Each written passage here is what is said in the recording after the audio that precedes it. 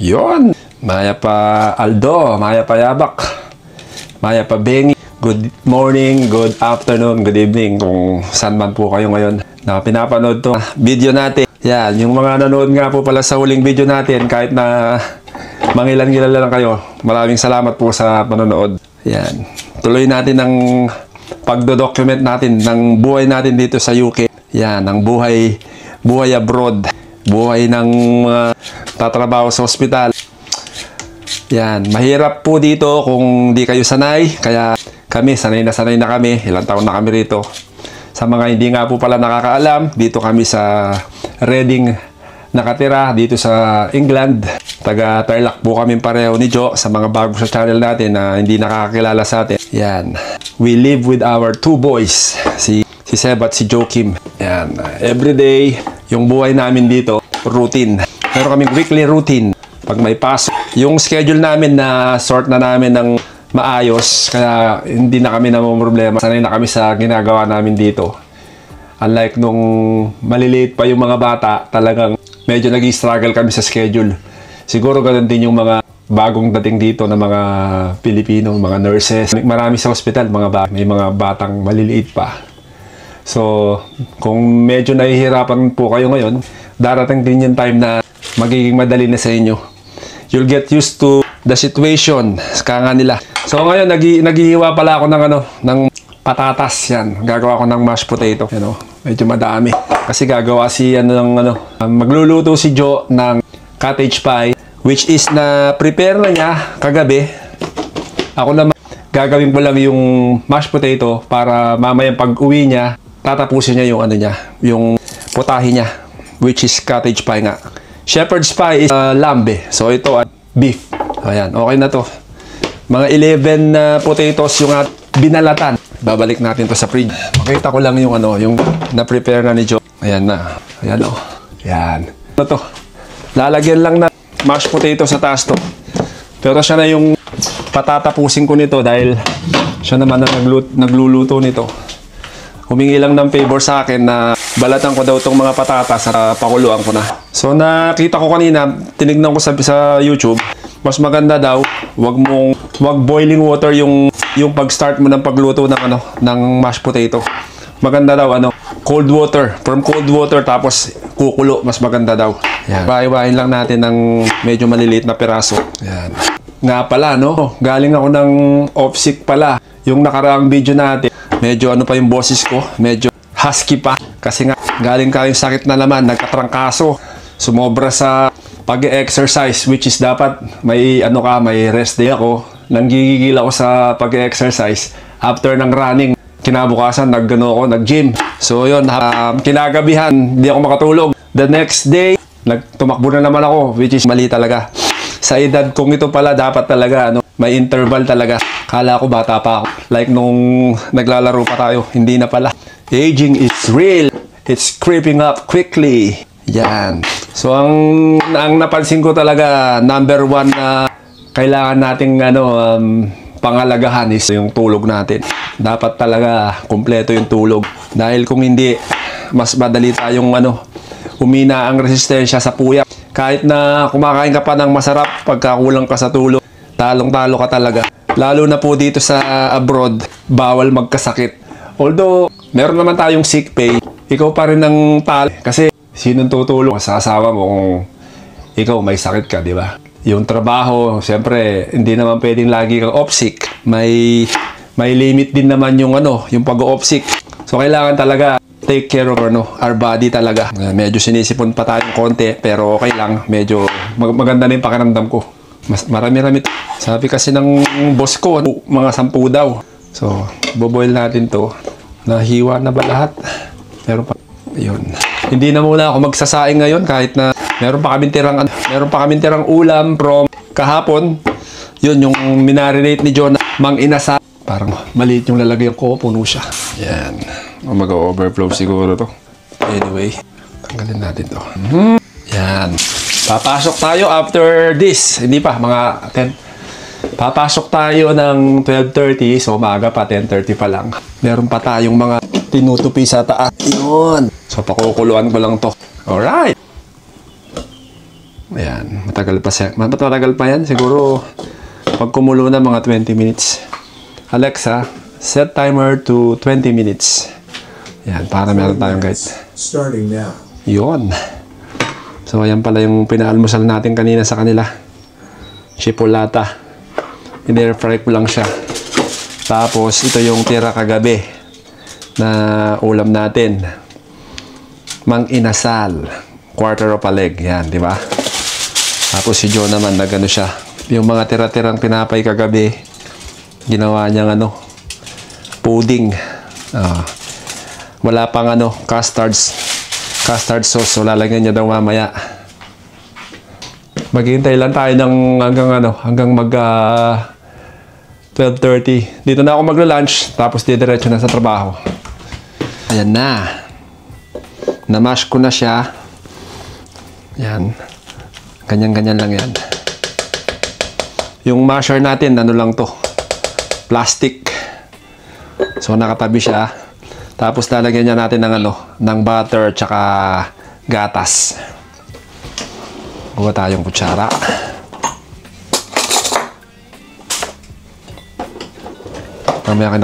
Mamaya na kita ayusin. Ayan.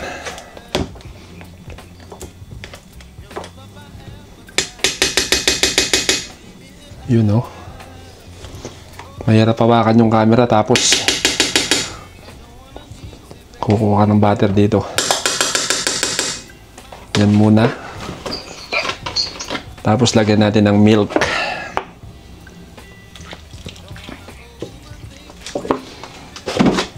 Tsaka natin i-mash ulit. Yan. Kausap ko nga pala si Mother. Yan, habang ginagawa ko to. Yan, lunch time na tayo. So, ang lunch natin, ito lang. Yan. Club sandwich. Tsaka kape. Bago pumasok. Kasi walang rice eh. Oh. Wala.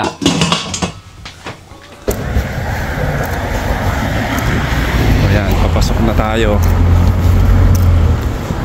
12:30 to 8:30. So ayan, hopefully hindi masyadong busy. Dito na ako sa gilid dumaan para mas mabilis. Ayan, magkita na lang tayo mamaya at parang uulan. Mabuti na lang at nandito na ako. Siya. A few moments later. Pauwi na tayo. Saktong 8:30 na. Meron pa tayong bad news dahil nakaligtaan ko na pala, magre-renew ako ng permit parking ko kahapon. Nakalimutan ko. So yun, nabigla si Joe kanina, may ticket yung kotse. Merong nakaipit dun sa windshield. Yung pala, hindi pala ako nakapag-renew. Ay, visit. Magsiswerte ka nga naman. So yun, magbabayad ako ng kailangan ko magbayad ng 35 pounds. Ewan ko kung nakaka-bad trip. So kailangan ko maglagay ng visitors permit doon sa sasakyan namin, para pag dumaan ulit yung warden, hindi na ako matitikitan ulit. Kasi kung hindi, another penalty na naman yun. So yun, malamang pag uwi ko nito, sermon tayo kay John nito.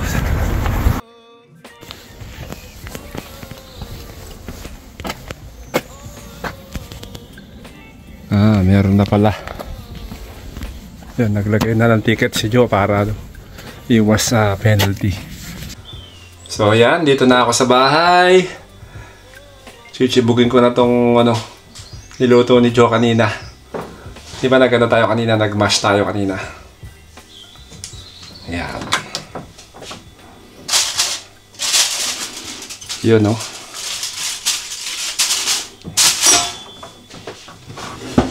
Konti lang. Gabi. Tsaka sakto lang yung yung patatas, no? Wow.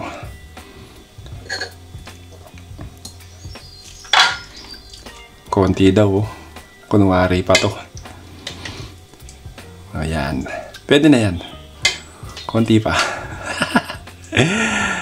Ay, ay, ay, ay. Pwede pang baon bukas yan, no? Marami pa. Takpan natin. Tapos microwave natin. Alright.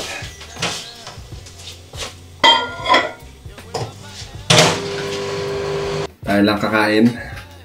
Kumain na silang lahat. Late naman na kasi. Mag-alas 9 na. Lagyan natin ng tabasco. Lagyan ko ng gravy tapos tabasco. Yan. Mami, ayan o. Serious. Tikman natin. Sarap.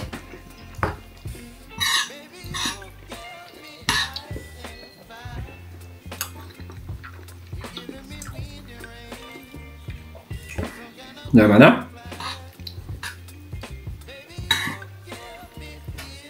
Yung ginawa kong patatas tsaka yung beef. Sarap. Okay. Ayan, ang ano natin. Yung penalty charge notice natin. Ayan, so kaninang nangyari to, nandito pa ako sa bahay. Nakita ko yung warden kanina eh. Penalty charge notice natin. Hindi ko pinapansin kasi akala ko. So kaninang nangyari to, nandito pa ako sa bahay. Yung permit nakita ko yung warden kanina expired na siya. Hindi ko pinapansin kasi akala ko wala naman akong mali. The penalty charge is 70 pounds or 35 pounds if paid not later than the last day of the period of 14 days. Wow. Beginning with the date on which this PCN was served. Walastik. Ay, nako. Pangalawang beses ko na magbayad ng 35, no? Minsan dun sa natiketan ako sa isang street na ano eh. Nainatid ko si Basi nung maliit pa siya. Tatandaan mo? O yung karate lesson niya dati.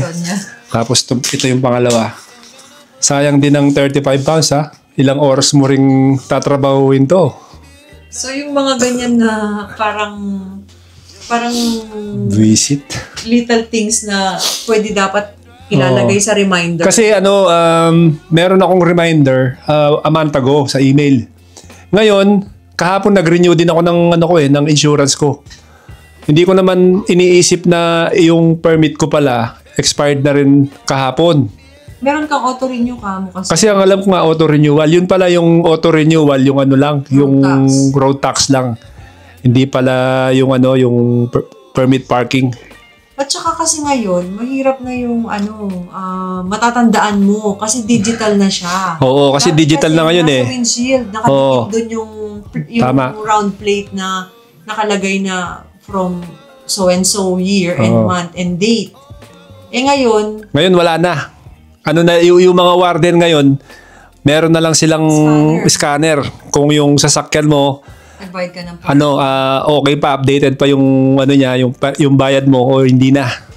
So yun, nakita ko nga kanina yung warden diyan na nandito ako sa sala kanina eh nung tinitingnan niya yung kotse. Siyempre, hindi ko naman pinapansin dahil akala ko nga okay lang yun sa akin. Yun pala, ako. Sana lumabas ka. Si Joe yung nakakita, kaninang magka-alas 6 mo na nakita, no? Past 6 after na swimming ni Joking.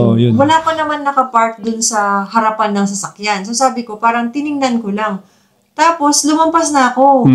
Mamaya-maya, sabi ko, parang may dilaw sa windshield. Dun sa may driver seat. Pinapaalala niya sa'yo as a driver. So ito, bukas, may dalawa na kaninang nakalagay doon. So idadagdag natin to. Para hanggang bukas ng gabi, kahit may maggalang warden dyan, pa tayo, libre pa tayo. So, paano gagawin mo niyan? I-renew ko na siya. Bukas na lang. Kasi gabi na eh. Hindi ko siya ma-renew dito sa, sa app, sa cellphone. Hindi ko na ma-renew eh. Siguro tatawagan ko. Gawin mo na lang dun sa iPad. Kasi yung link na pinadala nila, expired na. So, siguro tatawagan sila. So, anyway, yan. Dito ko na i-end ang ating vlog. At not so good news. What a day. Okay lang, ganyan talaga. Kain ka na lang ng prutas. Ayoko nang magpa-stress sa 35 pounds. Although, Kain tayo. mahirap kitain yung 35 pounds dito. Ilang oras din trabaho yun. Pero mas okay nang huwag isipin kaysa magpaka-stress ako dahil hindi worth it. Lesson learned. Lesson learned. So anyway, Mag-alarm. maraming salamat po. Sa susunod ulit. Bye-bye!